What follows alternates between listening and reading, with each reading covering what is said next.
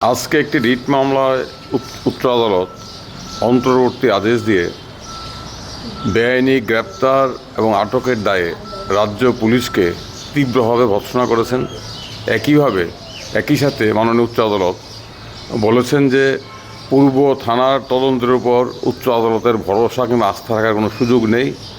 তাই দুটো এফআইআরের তদন্ত করার দায়িত্ব উচ্চ আদালত বিশেষ তদন্তকারী দল বা সিটকে দিয়েছেন। উচ্চ আদালত একটি সিট গঠন করেছেন, স্পেশাল ইনভেস্টিগেশন টিম। সেই সিটের দায়িত্ব দেওয়ার জন্য রাজ্য সরকারকে নির্দেশ দেওয়া হয়েছে পশ্চিম ত্রিপুরা জেলায় কর্মরত নন এমন কোনো ডিএসপি পদমর্যাদার অফিসারকে দায়িত্ব দিতে হবে এবং এই তদন্তের সাথে পশ্চিম ত্রিপুরা জেলার কর্মরত কোনো পুলিশ আধিকারিক কোনোভাবে যুক্ত থাকতে পারবেন না। এবং উচ্চ আদালত এও বলেছে রাজ্য পুরসভা, ত্রিপুরা পুরসভার, আগরতলা পুরসভার পুরো কমিশনারকে বলেছে হলফনামা দেওয়ার জন্য। আজকের রায়ে এফআইআর গ্রহণ করার ক্ষেত্রে উচ্চ আদালত রাজ্য সরকারের ভূমিকাকে তীব্রভাবে ধিক্কার জানিয়েছে। ঘটনা সম্পর্কে আপনারা জানেন, রত্না রায় উনি বনমালীপুর নিবাসী। ওনার অভিযোগ 4 তারিখ রাত্রিবেলা ওনার বাড়িতে রবীন্দ্র ঘোষ পৌরসভার টাস্কফোর্সের কর্মচারী, তার নেতৃত্বে একদল যুবক দুষ্কৃতিকারী চড়া হয়ে তার ছেলে সৈকতকে আনে বাড়ির বাইরে ডেকে এনে তাকে বেধড়ক মারধর করা হয়। ছেলেকে বাঁচাতে গিয়ে মা বাবা আক্রান্ত হয়। অভিযোগে বলা হয় সৈকত শাহর কাছে ওই পৌরসভার টাস্কফোর্সের কর্মচারী 2 লক্ষ টাকা ঘুষ দাবি করে বলে যদি 2 লক্ষ টাকার ঘুষ না দেওয়া হয় তাহলে তার মার নির্মীয়মান বাড়ির কাজ করতে দেওয়া হবে না। সৈকত এই ঘুষের টাকা দিতে অস্বীকার করে। তার ফলে রাত্রে 11টার সময় রবীন্দ্রনারায়ণ ঘোষের নেতৃত্বে একদল দুষ্কৃতিকারী বাড়িতে এসে বনমালীপুরে ভাড়া বাড়িতে এসে ধলেশ্বরে ভাড়া বাড়িতে এসে আক্রমণ করা হয়। ছেলেকে মারধর করে ছেলেকে বাঁচাতে গিয়ে মা বাবা আক্রান্ত। ঘটনা এখানেই শুরু কিংবা এখানে শেষ নয়। ঘটনাস্থল থেকে দুষ্কৃতিকারীরা সৈকতকে জোর করে তুলে পূর্ব থানায় নিয়ে আসে। পূর্ব থানায় এনে সৈকতের মার অভিযোগ তার ছেলের উপর যৌন নির্যাতন করা হয়, তার গোপনাঙ্গ প্রচণ্ড অত্যাচার চালানো হয়। এবং পরের দিন তাকে ব্যক্তিগত মুচলেখায় সই করতে বাধ্য করে আদালত থেকে থানা থেকে ছেড়ে দেওয়া হয়। 6 তারিখ রত্না রায় পূর্ব আগরতলা মহিলা থানায় লিখিত অভিযোগ করেন রবীন্দ্রনারায়ণ ঘোষ, জয়দেব ঘোষ, অন্যান্য দুষ্কৃতিকারীদের বিরুদ্ধে। পুরো কমিশনারকে জানানো হয়, থানা এফআইআর গ্রহণ করেনি। এবং পরবর্তী সময়ে ভদ্রমহিলা বাধ্য হয়ে পশ্চিম ত্রিপুরা পুলিশ সুপারের কাছে লিখিত অভিযোগ করেন এবং রাজ্য পুলিশের মহানির্দেশের কাছে লিখিত অভিযোগ করেন যে আমি লিখিত অভিযোগ করেছি কিন্তু এখনও এফআইআর গ্রহণ করা হয়নি, তোমরা ব্যবস্থা করো। তারপরও কোনো ব্যবস্থা নেওয়া হয়নি। ভদ্রমহিলা 6ই মেতে উচ্চ আদালতে মামলা করেন। সেই মামলা 6ই মেতে উচ্চ আদালতে মামলা গ্রহণ করা হয়।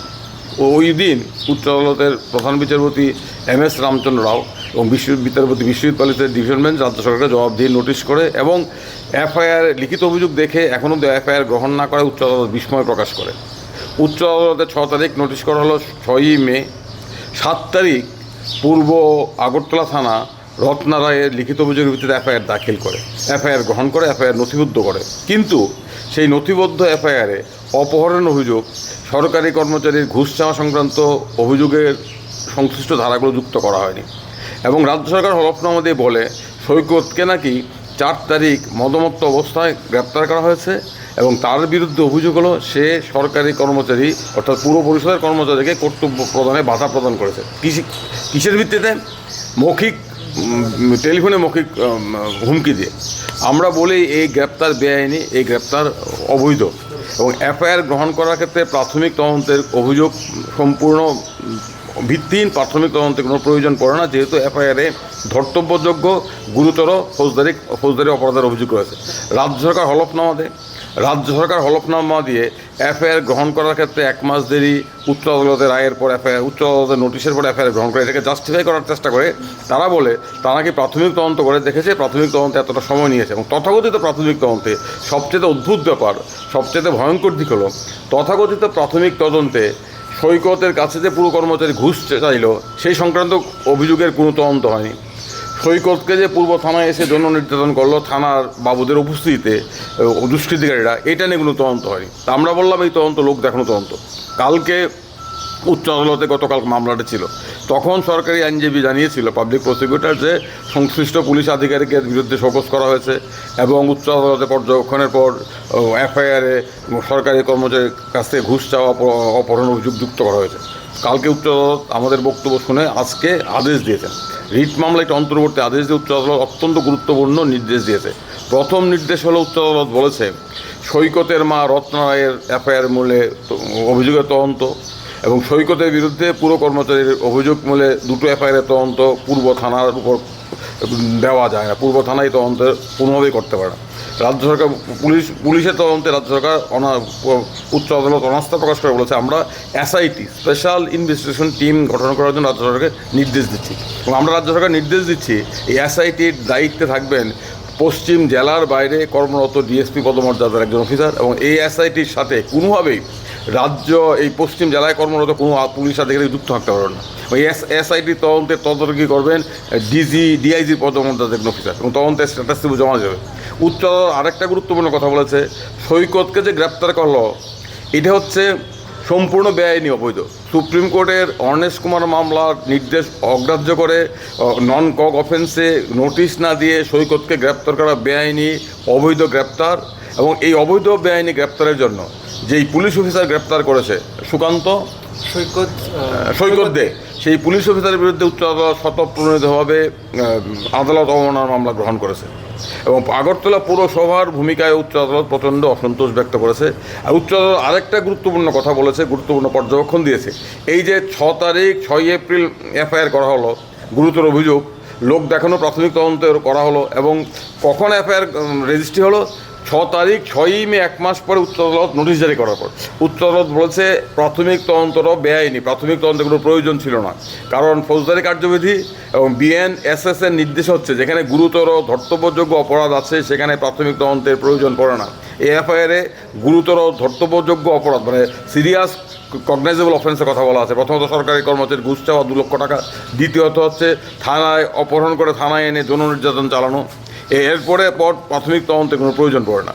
এই যে আজকের আদেশটা দেওয়া হলো এই আদেশের ফলে রাজ্য সরকার এবং পুলিশের ভূমিকা এবং একটা আমরা বলেছি যে একজন নাগরিকের বিরুদ্ধে সমগ্র ব্যবস্থাটা, একজন নাগরিক গুরুতর অপরাধের শিকার হলো, অন্যায়ের শিকার হলো, তাকে মারধর করে থানায় তুলে এনে মারধর করা হলো, সেটা নিয়ে কোনো তদন্ত নেই, এফআইআর গ্রহণ করা হলো না।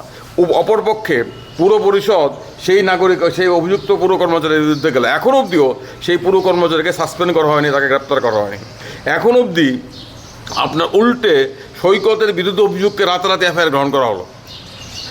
সমগ্র ব্যবস্থাটা পুলিশ প্রশাসন, পুরো প্রশাসন সাধারণ নাগরিকদের বিরুদ্ধে দাঁড়িয়েছে। এটা আদালতে আমাদের বক্তব্য গ্রহণ করেছে। আদালত বলেছে এটা তো আইনের শাসন হতে পারে না। এই একটা বিচ্ছিন্ন ঘটনা নয়, একটা ঘটনা আজকে আদালত এসেছে। এই ধরনের ঘটনা অহরহ ঘটে।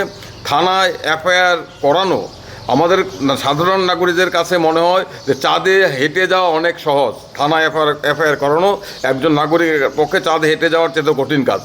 পূর্ব থানায় কী করেছে, মহিলা থানায় কী করেছে, তদন্তের নামে, প্রাথমিক তদন্তের নামে, এবং প্রাথমিক তদন্ত করছে কিসের তদন্ত, আসল ঘটনা নিয়ে কোনো অভিযোগ নেই। এই যে 2 লক্ষ টাকা ঘুষের দাবি, এটা নিয়ে কোনো প্রশ্ন নেই। বলা হচ্ছে সৈকত মদমত্ত অবস্থায় ছিল, কিন্তু পুলিশ রিপোর্টে, মেডিকেল রিপোর্টে কোথাও কোনো উল্লেখ নেই। বলা হচ্ছে সরকারি কাজে বাধা দেওয়া হয়েছে, কোথায় সরকারি কাজে বাধা দেওয়া হলো?